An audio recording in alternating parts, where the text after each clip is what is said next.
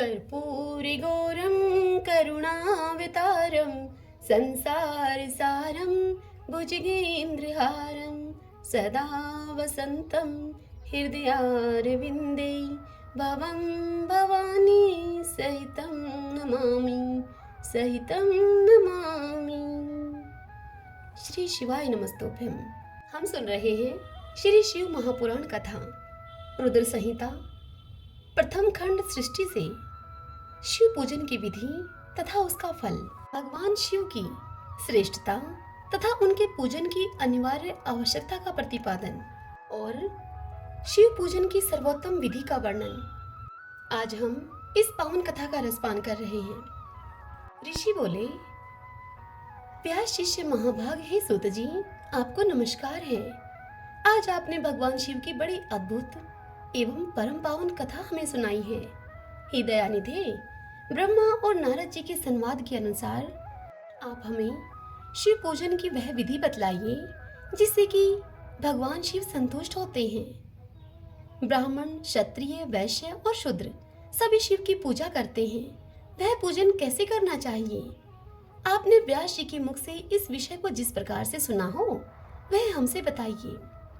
महर्षियों का यह कल्याणप्रद एवं श्रुति सम्मत वचन सुनकर सूत जी ने उन मुनियों के प्रश्न के अनुसार सब बातें उनसे प्रसन्नता पूर्वक बताई। सूत जी उनसे बोले, हे मुनीश्वरों, आपने बहुत अच्छी बात पूछी है, परंतु वह रहस्य की बात है। मैंने इस विषय को जैसे सुना है और जैसी मेरी बुद्धि है उसके अनुसार आज वह सब कुछ मैं आपसे कह रहा हूँ। जैसे आप लोग पूछ रहे हैं उसी तरह से पूर्व काल में इस बात को व्यास जी ने सनत कुमार जी से पूछा था, फिर उसे उपमन्यु जी ने भी सुना था। व्यास जी ने शिव पूजन आदि जो भी विषय सुना था उसे सुनकर उन्होंने लोकहित की कामना से मुझे पढ़ा दिया था। इसी विषय को भगवान श्री कृष्ण ने महात्मा उपमन्यु से सुना था। पूर्व काल में ब्रह्मा जी ने नारद जी से इस विषय में जो कुछ कहा था वही इस समय मैं आपसे कहूंगा। ब्रह्मा जी ने नारद जी से कहा था कि हे नारद, मैं संक्षेप से लिंग पूजन की विधि बता रहा हूँ, तुम ध्यानचित होकर सुनो। जैसा पहले कहा गया है वैसा जो भगवान शंकर का सुखमय, निर्मल एवं सनातन रूप है उसका उत्तम भक्तिभाव से पूजन करें। इससे समस्त मनोवांछित फलों की प्राप्ति होगी। दरिद्रता, रोग, दुख और शत्रु जनित पीड़ा, ये 4 प्रकार के पाप अर्थात ये कष्ट तभी तक रहते हैं जब तक मनुष्य भगवान शिव का पूजन नहीं करता। भगवान शिव की पूजा होते ही सारे दुख विलीन हो जाते हैं और समस्त सुखों की प्राप्ति हो जाती है। तत्पश्चात समय आने पर उपासक की मुक्ति भी होती है। जो मानव शरीर का आश्रय लेकर मुख्यतः संतान सुख की कामना करता है उस मनुष्य को चाहिए कि वह संपूर्ण कार्यों और मनोरथों के साधक महादेव जी की पूजा करे। ब्राह्मण, क्षत्रिय, वैश्य और शूद्र भी संपूर्ण कामनाओं तथा प्रयोजनों की सिद्धि के लिए कर्म से विधि के अनुसार भगवान शंकर की पूजा करें। प्रातःकाल ब्रह्मा मुहूर्त में उठकर गुरु तथा शिव का स्मरण करके तीर्थों का चिंतन एवं भगवान विष्णु का ध्यान करें। फिर मेरा, देवताओं का और मुनि आदि का भी स्मरण चिंतन करके स्तोत्र पाठ पूर्वक शंकर जी का विधि पूर्वक नाम लें। उसके बाद शैया से उठकर निवास स्थान से दक्षिण दिशा में जाकर मल त्याग करें। हे मुने, एकांत में मलोत्सर्ग करना चाहिए। उससे शुद्ध होने के लिए जो विधि मैंने सुन रखी है उसी को आज मैं तुमसे कहता हूँ। मन को एकाग्र करके सुनो। ब्राह्मण गुदा की शुद्धि के लिए उसमें 5 बार शुद्ध मिट्टी का लेप करें और फिर धो लें। क्षत्रिय 4 बार, वैश्य 3 बार और शूद्र 2 बार विधि पूर्वक गुदा की शुद्धि के लिए उसमें मिट्टी लगाएं। लिंग में भी 1 बार प्रयत्न पूर्वक मिट्टी लगानी चाहिए। तत्पश्चात बाएं हाथ में 10 बार और दोनों हाथों में 7 बार मिट्टी लगाकर धोएं। हे तात, प्रत्येक पैर में 3-3 बार मिट्टी लगाएं, फिर दोनों हाथों में भी मिट्टी लगाकर धोएं। स्त्रियों को शूद्र की ही भांति अच्छी तरह से मिट्टी लगानी चाहिए। हाथ पैर धोकर पूर्ववत शुद्ध मिट्टी लेकर और उसे लगातार दांत साफ करें। फिर अपने वर्ण के अनुसार मनुष्य दातुन करे। ब्राह्मण को 12 अंगुल की दातुन करनी चाहिए, क्षत्रिय 11 अंगुल की, वैश्य 10 अंगुल की और शूद्र 9 अंगुल की दातुन करे। यह दातुन का मान बताया गया है।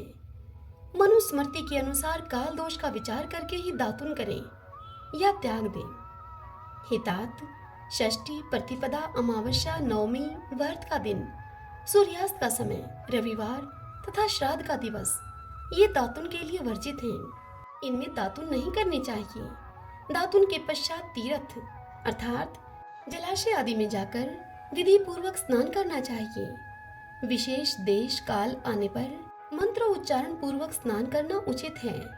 स्नान के पश्चात पहले आचमन करके वह धुला हुआ वस्त्र धारण करें, फिर सुंदर एकांत स्थल में बैठकर संध्या विधि का अनुष्ठान करें। यथा योग्य संध्या विधि का पालन करके पूजा का कार्य आरंभ करें। मन को सुस्थिर करके पूजा गृह में प्रवेश करें। वहां पूजन सामग्री को लेकर सुंदर आसन पर बैठे। पहले न्यास आदि करके कर्मशः महादेव जी की पूजा करें। शिव की पूजा से पहले गणेश जी की, द्वारपालों की और दिक्पालों की भी भली भांति पूजा करके पीछे देवता के लिए पीठ स्थान की कल्पना करें अथवा अष्टदल कमल बनाकर पूजा द्रव्य के समीप बैठे और उस कमल पर ही भगवान शिव को समासीन करें। तत्पश्चात 3 आचमन करके पुनः दोनों हाथ धोकर 3 प्राणायाम करके मध्यम प्राणायाम अर्थात कुंभक करते समय त्रिनेत्रधारी भगवान शिव का इस प्रकार से ध्यान करें कि उनके 5 मुख हैं, 10 भुजाएं हैं, शुद्ध शैफ्टिक के समान उज्जवल कांति है। सब प्रकार के आभूषण उनके श्रीअंगों को विभूषित करते हैं तथा वे व्याघ्र चर्म की चादर ओढ़े हुए हैं। इस तरह से भगवान शिव का ध्यान करके यह भावना करें कि मुझे भी इनके समान ही रूप प्राप्त हो जाए। ऐसी भावना करके मनुष्य सदा के लिए अपने पाप को भस्म कर डाले। इस प्रकार भावना के द्वारा शिव का ही शरीर धारण करके उन परमेश्वर की पूजा करें। शरीर शुद्धि करके मूल मंत्र का कर्मशः न्यास करें अथवा सर्वत्र पर्णव से ही षड अंग न्यास करें। ओम अधेति आदि रूप से संकल्प वाक्य का प्रयोग करके फिर पूजा आरंभ करें। पाद, अर्घ्य और आचमन के लिए पात्रों को तैयार करके रखें। बुद्धिमान पुरुष विधि पूर्वक भिन्न भिन्न प्रकार के 9 कलश स्थापित करें। उन्हें कुशाओं से ढककर रखें और कुशाओं से ही जल लेकर उन सब का प्रोक्षण करें। तत्पश्चात उन सभी पात्रों में शीतल जल डालें। फिर बुद्धिमान पुरुष देखभाल करके प्रणव मंत्र के द्वारा उनमें निम्नांकित द्रव्यों को डालें। खस और चंदन को पाद पात्र में रखें। चमेली के फूल, शीतल चीनी, कपूर, बड़ की जड़ तथा तमाल इन सबको यथोचित रूप से कूट पीसकर चूर्ण बना लें और आचमनी के पात्र में डालें। इलायची और चंदन को तो सभी पात्रों में डालना चाहिए। देवादिदेव महादेव जी के पार्श्व भाग में नंदीश्वर का पूजन करें। गंध, धूप तथा भांति भांति के दीपों के द्वारा भगवान शिव की पूजा करें। फिर लिंग शुद्धि करके मनुष्य प्रसन्नता पूर्वक मंत्र समूह के आदि में प्रणव तथा अंत में नमः पद जोड़कर उनके द्वारा इष्ट देव के लिए यथोचित आसन की कल्पना करें। फिर प्रणव से पद्मासन की कल्पना करके यह भावना करें कि इस कमल का पूर्व दल साक्षात अणिमा नामक ऐश्वर्य रूप तथा अविनाशी है, दक्षिण दल लघिमा है, पश्चिम दल महिमा है, उत्तर दल प्राप्ति है, अग्नि कोण का दल प्रकाम्य है, नृत्य कोण का दल ईशितव है, वायव्य कोण का दल वशितव है, ईशान कोण का दल सर्वज्ञतव है और उस कमल की कर्णिका को सोम कहा जाता है। सोम के नीचे सूर्य है, सूर्य के नीचे अग्नि है और अग्नि के भी नीचे धर्म आदि के स्थान है। कर्मशः ऐसी कल्पना करने के बाद चारों दिशाओं में अव्यक्त महत तत्व अहंकार तथा उनके विकारों की कल्पना करें। सोम के अंत में सत्व, रज और तम इन तीनों गुणों की कल्पना करें। इसके बाद सदोजातम, परपद्धामी इत्यादि मंत्र से परमेश्वर शिव का आह्वान करके ओम वामदेवाय नमः इत्यादि वामदेव मंत्र से उन्हें आसन पर विराजमान करें। फिर ओम तत्पुरुषाय विद्महे इत्यादि रुद्र गायत्री के द्वारा इष्ट देव का सानिध्य प्राप्त करके उन्हें अघोरे भयो अथ इत्यादि अघोर मंत्र से वहां निरुद्ध करें। फिर ईशान है सर्व विद्या नाम इत्यादि मंत्र से आराध्य देव का पूजन करें। पाद और आचमनीय अर्पित करके अर्घ्य दें। तत्पश्चात गंध और चंदन मिश्रित जल से विधि पूर्वक रुद्रदेव को स्नान कराएं। फिर पंचगव्य निर्माण की विधि से पांचों द्रव्यों को एक पात्र में लेकर पर्णव से ही अभिमंत्रित करके उन मिश्रित गव्य पदार्थों के द्वारा भगवान को नहलाएं। तत्पश्चात पृथक पृथक दूध, दही, मधु, गन्ने के रस और घी से नहलाकर समस्त अभिष्टों की दाता और हितकारी पूजनीय महादेव जी का वर्णों के उच्चारण पूर्वक पवित्र द्रव्यों के द्वारा अभिषेक करें। पवित्र जलपात्रों में मंत्र उच्चारण पूर्वक जल डालें। डालने से पहले साधक श्वेत वस्त्र से उस जल को यथोचित रीति से छान ले। उस जल को तब तक दूर न करें जब तक कि इष्ट देव को चंदन न चढ़ा ले। तब सुंदर अक्षतों के द्वारा प्रसन्नता पूर्वक शंकर जी की पूजा करें। उनके ऊपर कुश, अपामार्ग, कपूर, चमेली, चंपा, गुलाब, श्वेत कनेर, बेला, कमल और उत्पल आदि भांति भांति के अपूर्व पुष्प एवं चंदन आदि चढ़ाकर भगवान शिव की पूजा करें। परमेश्वर शिव के ऊपर जल की धारा गिरती रहे, इसकी भी व्यवस्था करें। जल से भरे हुए भांति भांति के पात्रों के द्वारा महेश्वर को नहलाएं। मंत्र उच्चारण पूर्वक पूजा करनी चाहिए, वह समस्त फलों को देने वाले होती हैं। हे तात, अब मैं तुम्हें समस्त मनोवांछित कामनाओं की सिद्धि के लिए उन पूजा संबंधी मंत्रों को भी संक्षेप से बता रहा हूँ। तुम सावधानी के साथ उन्हें सुनो। पवमान मंत्र से, वांगमय इत्यादि मंत्र से, रुद्र मंत्र से तथा नील रुद्र मंत्र से, सुंदर एवं शुभ पुरुष सूक्त से, श्री सूक्त से, सुंदर अर्थव शीर्ष के मंत्र से, आ नो भद्रा इत्यादि शांति मंत्र से, शांति संबंधी दूसरे मंत्रों से, बारुंड मंत्र से और अरुण मंत्रों से, अर्थाभिष्टम शाम तथा देववर्ष शाम से, अभित्वा इत्यादि रथंतर शाम से, पुरुष सूक्त से, मृत्युंजय मंत्र से तथा पंचाक्षर मंत्र से पूजा करें। 1 सहस्त्र अथवा 101 जलधाराएं गिराने की व्यवस्था करें। यह सब वेद मार्ग से अथवा नाम मंत्रों से करना चाहिए। तदंतर भगवान शंकर के ऊपर चंदन और फूल आदि चढ़ाएं।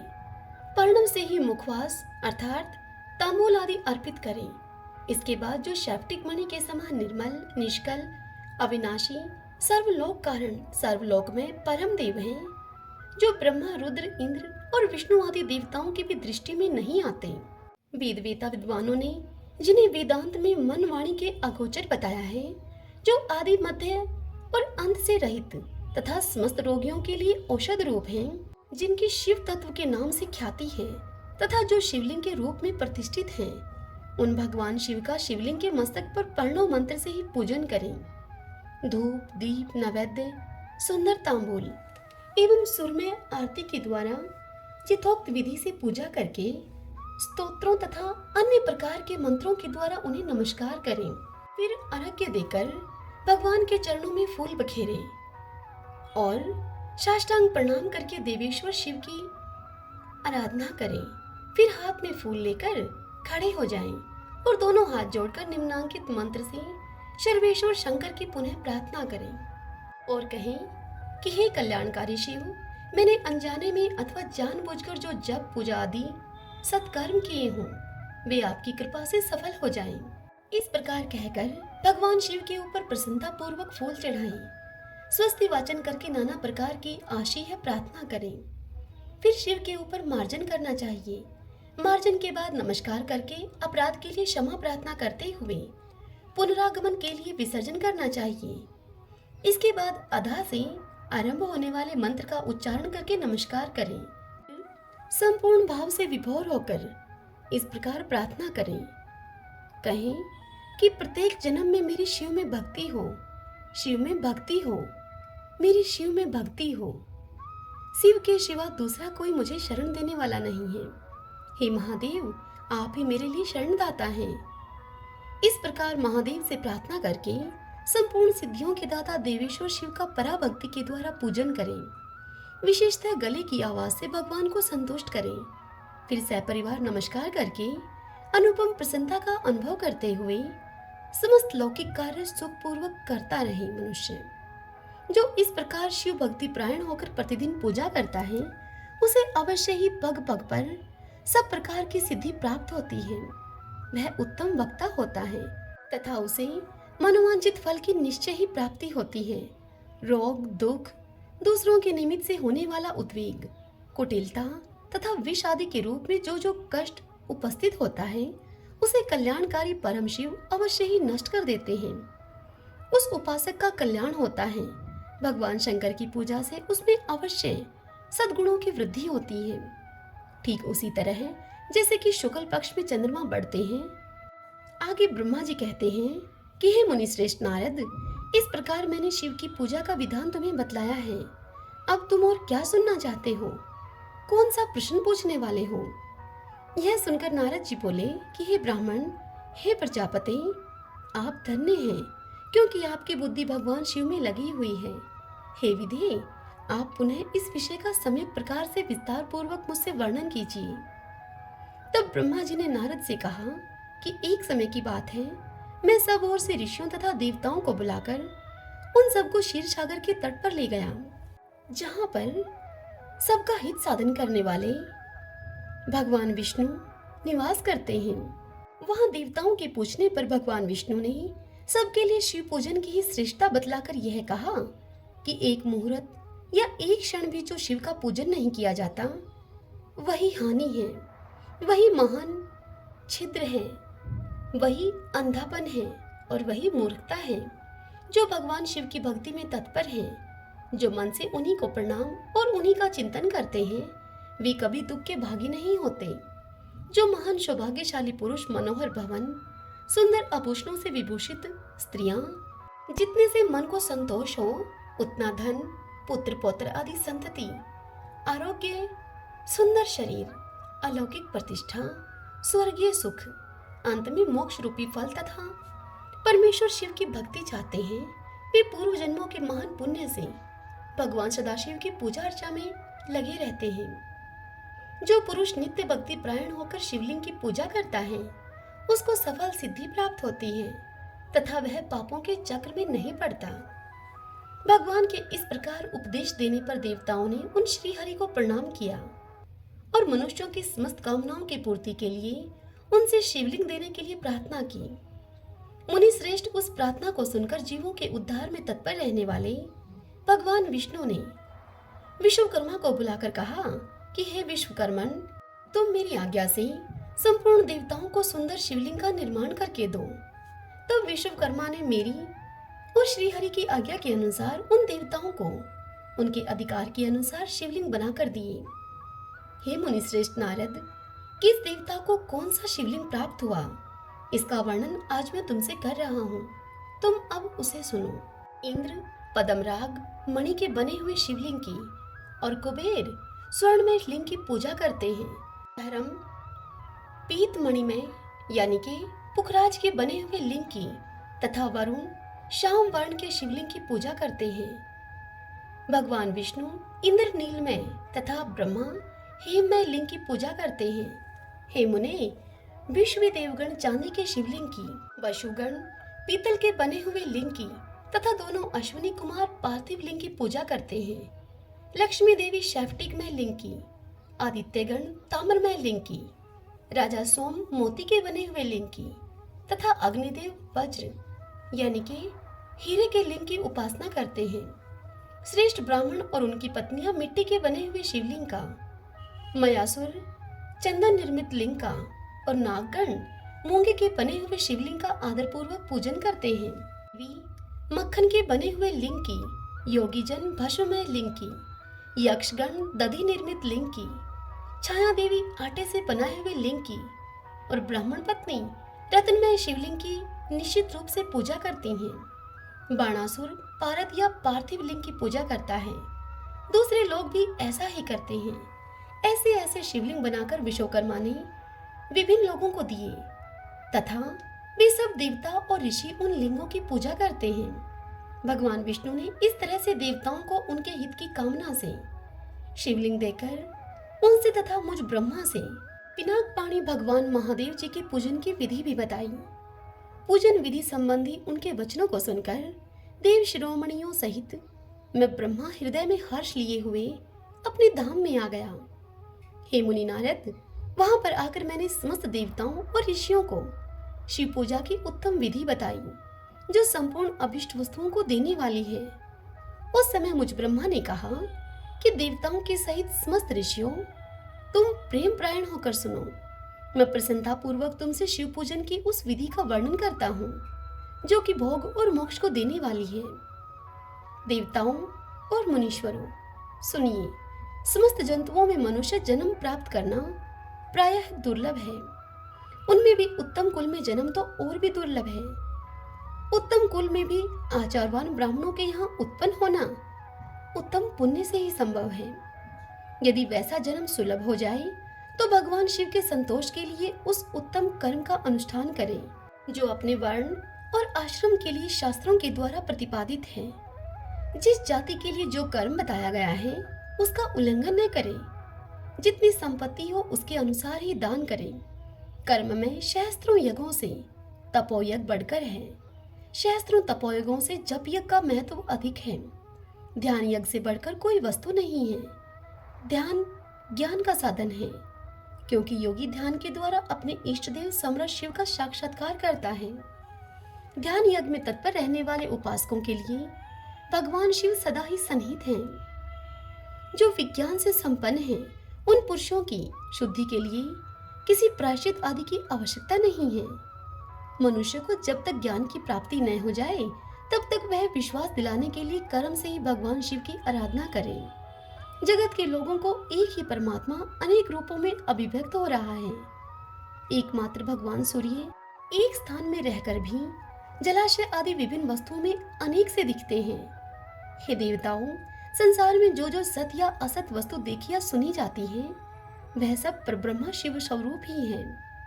तुम ऐसा समझो, जब तक तत्व ज्ञान न हो जाए तब तक प्रतिमा की पूजा आवश्यक है।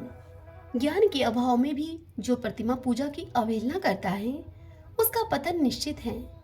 इसीलिए हे ब्राह्मणों, यह यथार्थ बात सुनो। तुम अपनी जाति के लिए जो कर्म बताया गया है उसका प्रयत्न पूर्वक पालन करना चाहिए। जहाँ जहाँ यथावत भक्ति हो उस आराध्य देव का पूजन आदि अवश्य करना चाहिए, क्योंकि पूजन और दान आदि के बिना पातक दूर नहीं होते। जैसे मैले कपड़े में रंग बहुत अच्छा नहीं चढ़ता, किंतु जब उसको धोकर स्वच्छ कर लिया जाता है तब उस पर सब रंग अच्छी तरह से चढ़ जाते हैं। उसी प्रकार देवताओं की भली भांति पूजा से जब त्रिविध शरीर पूर्णतः निर्मल हो जाता है, तभी उस पर ज्ञान का रंग चढ़ता है और तभी विज्ञान का प्रकाट्य होता है। जब विज्ञान हो जाता है तब भेदभाव की निवृत्ति हो जाती है। भेदभाव की संपूर्णता निवृत्ति हो जाने पर दुख द्वंद दूर हो जाते हैं और दुख द्वंद से रहित पुरुष शिव रूप हो जाता है। मनुष्य जब तक गृहस्थ आश्रम में रहे तब तक पांचों देवताओं की तथा उनमें श्रेष्ठ भगवान शंकर की प्रतिमा का उत्तम प्रेम के साथ पूजन करें, अथवा जो सबके एकमात्र मूल हैं, उन भगवान शिव की ही पूजा सबसे बढ़कर है, क्योंकि मूल के सींचे जाने पर शाखा स्थानीय संपूर्ण देवता स्वतः तृप्त हो जाते हैं। अतः जो संपूर्ण मनोवांछित फलों को पाना चाहता है, वह अपने अभिष्ट की सिद्धि के लिए समस्त प्राणियों के हित में तत्पर रहकर लोक कल्याणकारी भगवान शंकर का पूजन करे। हरि ओम तत्सत। श्री शिवाय नमस्तोभ्यं।